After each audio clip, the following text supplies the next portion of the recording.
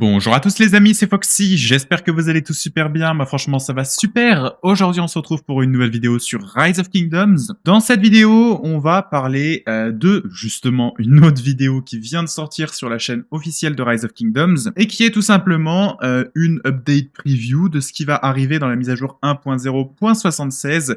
La mise à jour qu'on a reçue par mail, mais maintenant avec du contenu aussi sur la chaîne YouTube Rise of Kingdoms officielle. Je vous mets le lien dans la description, c'est en anglais. Et dans cette vidéo, ils vont notamment leak pas mal de choses, et de ces choses-là, il y a aussi deux nouveaux commandants qui vont ressortir. Cependant, on va directement commencer avec le premier sujet de cette vidéo. Ça va être le nouveau KVK, la nouvelle histoire de KVK qui va arriver dans le jeu en saison de conquête, bien entendu. C'est le KVK Tides of War, et comme on peut le voir, ce KVK est assez spécifique. Il va y avoir vraiment des choses qu'on revoit dans la plupart des KVK, bien entendu, tout ce qui est chronique, guerre de conquête avec les événements, etc., l'honneur et bien sûr les achievements, mais on aura aussi d'autres petites choses comme notamment les Tides. Donc les Tides, ça va être une catégorie très importante du KVK, pour le coup, hein, vraiment très importante, puisque ce sont en fait des petites quêtes, des petits événements qui vont vous permettre d'obtenir des bonus, que ce soit pour votre alliance ou pour vous-même, et ces bonus-là vont dépendre de pas mal de choses. Par exemple, sur cette spécifique instance, on voit que lorsque nos troupes vont tout simplement combattre des troupes d'autres camps, pour chaque 2 millions de kill points que vous gagnez, vos troupes gagnent un certain pourcentage d'attaque, 0,1%,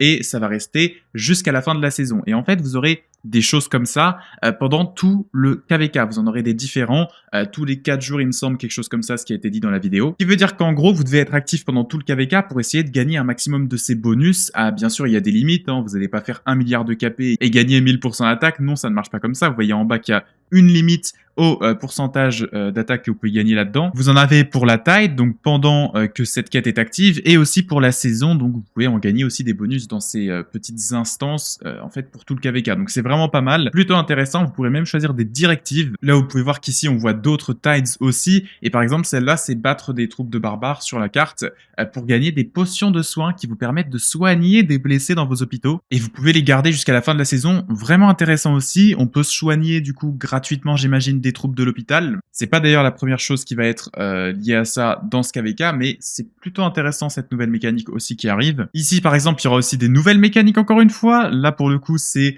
dans les combats, dans les bâtiments, bâtiments, garnisons, etc. Vous pouvez avoir des troupes en stand-by à côté, des ralliements et des garnisons, pour qu'en fait, ça puisse remplacer vos troupes automatiquement. Donc des très gros rapports à venir, j'imagine, si jamais on peut renforcer automatiquement et automatiser le process de renforcement. C'est vraiment très obscur en toutes ces nouvelles mécaniques. Ce KVK risque d'être peut-être le KVK qui va détrôner Orléans en termes de KVK le plus joué actuellement. Je ne sais pas, mais je pense que ça risque de l'être s'il y a autant de mécaniques et tout, et que ça donne pas trop mal dans le jeu. On verra, hein, parce que autant de nouvelles mécaniques, ça peut aussi ne pas être très aimé. Hein. On prend par exemple l'exemple lui-même de l'hymne héroïque puissance supérieure. C'est un KVK qui a plein de nouvelles mécaniques, et pourtant personne en soi n'aime vraiment ce KVK, ou en tout cas très peu de gens. Donc je parlais des directives tout à l'heure, c'est ça en fait. Pendant qu'il y a des Tides, vous pouvez choisir des directives et vous devez à chaque fois les changer. Hein. Donc vous pouvez choisir ce que vous voulez parmi tout ça pendant justement ces Tides, et ça change en théorie à chaque Tide différente. Et donc c'est plutôt intéressant. On peut gagner des ressources en battant des unités d'autres gouverneurs. What the fuck. Vraiment, il y a des trucs très bizarres dans cette update et dans ce KVK surtout, avec justement toutes ces nouvelles mécaniques, des choses qu'on n'a jamais eues dans le jeu. Et on peut aussi du coup avoir des directives qui durent un certain temps avec des limites. Donc, vous voyez par exemple ici ça dure 2 heures, et là c'est en train de dire que les troupes que vous avez perdues au combat, elles sont directement de retour dans votre ville.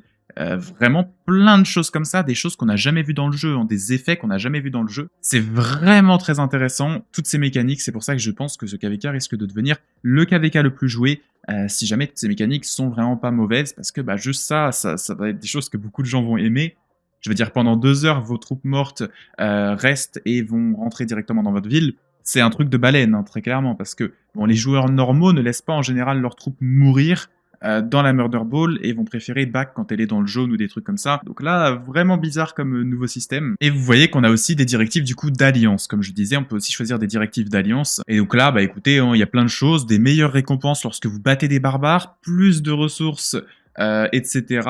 Des ralliements plus rapides lorsque on attaque des barbares, détruire des forts barbares pour gagner de la vitesse de marche, et donc ça c'est des choses qui sont axées sur la récolte, les ressources, le développement, l'économie. Vous avez aussi la version pour la guerre, et vous voyez qu'il y a aussi d'autres choses avec différentes durées et des cooldowns différents aussi. Plein de nouvelles mécaniques, plein de nouvelles choses. Ça va être très compliqué à apprendre tout ça, je pense, dès le début, et à voir un petit peu qu'est-ce qui est méta dans tout ça. C'est tout pour ce KVK, cette nouvelle histoire, donc je pense que ça va être super intéressant de suivre cette nouvelle histoire dans le jeu dès qu'elle sortira, et je pense qu'il y a beaucoup de royaumes qui vont s'inscrire directement dessus pour tester toutes ces nouvelles mécaniques et toutes ces nouvelles options qu'on a dans ce KVK, mais c'est pas tout. Orléans, le KVK le plus utilisé à l'heure actuelle, ou en tout cas le plus, on va dire, aimé de la communauté, je pense, hein, honnêtement, c'est là où il y a les meilleurs KVK, les choses les plus intéressantes. Ce KVK-là va aussi avoir des optimisations. Au niveau de ce KVK, vous avez du coup des nouvelles interfaces pour voir un petit peu plus facilement les compétences qui fonctionnent ou non avec les commandants, donc vous ne pouvez plus équiper des compétences qui ne fonctionnent pas sur vos commandants. Ça évite de mettre des compétences qui n'ont aucun effet sur vos commandants, alors que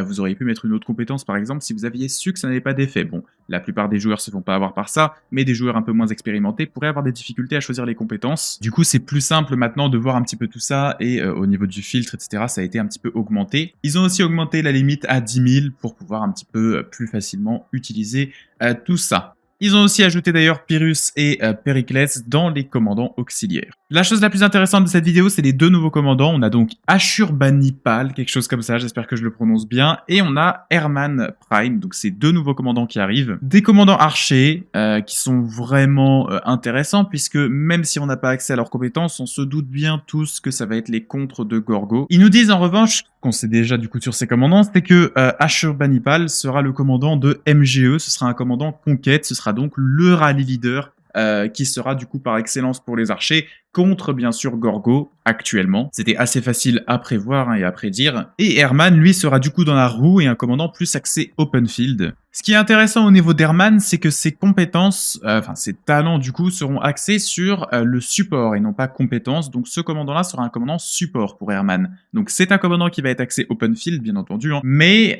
du coup, il va falloir voir un petit peu son kit de compétences parce que Scipion, par exemple, a aussi soutien. Ça peut vraiment être un commandant très intéressant pour l'open field et peut-être que du coup ce sera un commandant smite. Je veux pas trop m'avancer, mais en partant du principe qu'on parle là d'arbre de talent soutien et non compétence, ça peut être soit un commandant de smite, soit un commandant de compétence. Ça peut être l'un ou l'autre, parce que dans tous les cas, il n'y a pas l'arbre de talent attaque non plus, mais ça peut être l'un ou l'autre, et peut-être que du coup ça va être un commandant smite, on ne sait pas, mais si c'est le cas, ça pourrait être vraiment très intéressant. Chose assez intéressante aussi de ce qui a été fait dans le jeu pour cette update, c'est la refonte du système de liste des commandants. D'ailleurs, vous voyez les petites constances légendaires à gauche, ça n'a aucun rapport. Mais maintenant, ce sera beaucoup plus simple, en gros, de lire les compétences des commandants, ou en tout cas, au moins de les interpréter. On a donc plusieurs nouvelles infos qui sont arrivées sur ces compétences. Par exemple, ici, on peut directement voir si la compétence elle est améliorée par une expertise. On peut maintenant facilement voir si la compétence est une compétence AOE ou non, même si directement là, sur la première image qu'il nous montre, on voit directement qu'il y a déjà des problèmes. Typiquement, ici, la compétence nous dit que ce n'est pas une AOE. Pourtant, si vous lisez la deuxième partie de la compétence, vous allez voir que si, c'est bien une AOE. Donc déjà là, il y a des petits soucis. C'est pas normal que ce soit juste singulier alors que la compétence, elle, ne l'est pas vraiment. Mais bon, c'est censé être plus simple à lire, ils ont changé le nom de certains effets aussi pour que ce soit plus simple à lire. Ils ont apparemment, de ce qui est dit dans la vidéo, ajouté les infos des cooldowns, des comptes à rebours. Je ne sais pas si c'est vrai, faut voir ce qu'ils ont mis dans les compétences, mais c'est vrai qu'on a des fois du mal à du coup déceler s'il y a des comptes à rebours ou non, des délais entre les compétences. Quelquefois, ce n'est pas précisé dans les compétences et pourtant dans les rapports de combat et le support VIP, on nous dit que si il y a bien un compteur interne qui fait que vous ne pouvez pas mettre cette compétence plusieurs fois d'affilée dans un laps de temps réduit. Mais du coup, on voit quand même qu'ils ont bien amélioré le texte, c'est au moins ça. Autre petits ajustements, pas très importants, mais qui peut être intéressant si vous êtes leadership d'un royaume, c'est le temps lorsque vous allez migrer. Il y a un délai, hein, vous le savez, qui avait été introduit dans le jeu il y a très longtemps pour éviter le spam de migration sur une milliseconde avant de passer l'Imperium et donc de faire rentrer 200 profils sans passer Imperium dans la seconde. Et donc là, typiquement maintenant, c'était passé de rien à 60 secondes. Fallait attendre 60 secondes entre chaque migration, entre chaque migrant qui rentrait dans le royaume. Maintenant, ça passe à 30 secondes. Je suis pas certain que ce soit une si bonne chose que ça parce que ça va rendre le vol de place de migration plus facile. mais dans le même temps, écoutez, c'est un changement qui est là, qui est fait et moi personnellement, dans notre royaume, dans le 35, ça va pas nous poser problème. C'est plus pour les jeunes royaumes, je pense que ça va poser problème. Ils ont aussi changé, bien sûr, ce qui avait été dit dans le patch log qu'on a reçu par mail. Le terme d'attaque normale, de dégâts d'attaque normale, a été changé. On a maintenant le bonus d'attaque normale de dégâts, donc le bonus de dégâts normal. Et on aura aussi l'attaque du coup basique, l'attaque basique. Donc voilà, plutôt obscur comme changement aussi. C'est pas trop utile, je pense, de changer de nom parce que ça va plus rendre les gens confus qu'autre chose. Même moi, j'ai eu du mal à m'adapter au nouveau nom, donc je sais pas trop si c'est une bonne chose d'avoir changé ce nom-là, maintenant que les gens commençaient enfin à comprendre. Mais du coup, voilà, ils ont essayé un petit peu de modifier les noms, etc., des compétences et tout, pour un petit peu mieux rendre ça compréhensible par la plupart des joueurs. Bien sûr, bien entendu, dernière partie de cette vidéo, on a bien sûr les événements de Thanksgiving qui vont bientôt arriver et bientôt commencer. On a donc les anciens skins de ville comme vous le voyez à l'écran.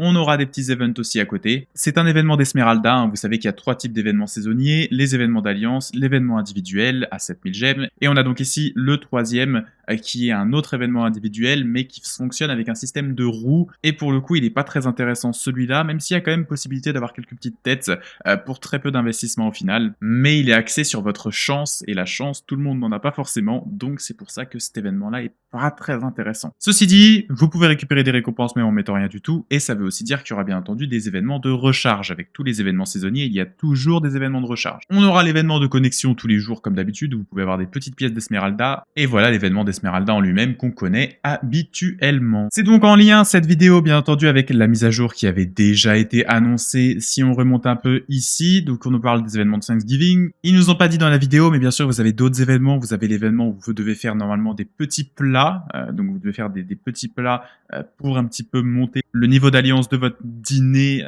entre guillemets. Bon, c'est un événement un peu bizarre, mais en gros, vous préparez des plats. Et une fois que vous en avez préparé assez, les leaders d'alliance peuvent poser un repas et tout le monde peut venir en manger avec une marche. Bref, ça vous donne quelques petites récompenses. Il y aura Guerre d'Erwin aussi.